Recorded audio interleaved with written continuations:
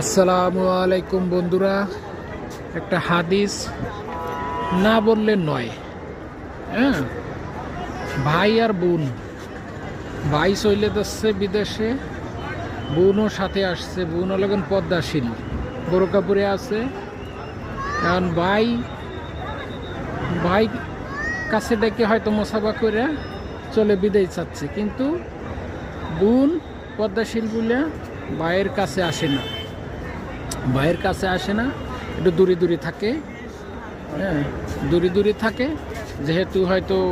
আবার পদ্মাশীল মহিলা যে কোনো এক জায়গায় দাঁড়ায় না, অন্য একটা পুরুষ যে ওর সাথে ভালোভাবে নজর করে যে তাকাবে, ঘুরে ফিরে একদিন না একটু হাঁটা চলার ভিতরে পদ্মাশীল তার বোঝা যায় না যে কোন রকমের কেমন কি, কোনো আকার ইঙ্গিতে কোনো কিছু বোঝা যায় না। তোয়ালি হাদিস এমন একটা জিনিস, ভাই বোন তার সাথে বয়স্ক হইলে পদ্মাশীল যখনই সে হয়, ভাই বোনের সাথেও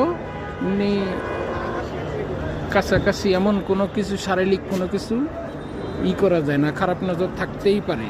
হ্যাঁ, হাদিস এমন একটা জিনিস, সবাই শুনুন, ভালো লাগলে শেয়ার করে দিবেন আর এটা আমলভাবে মানার চেষ্টা করবেন।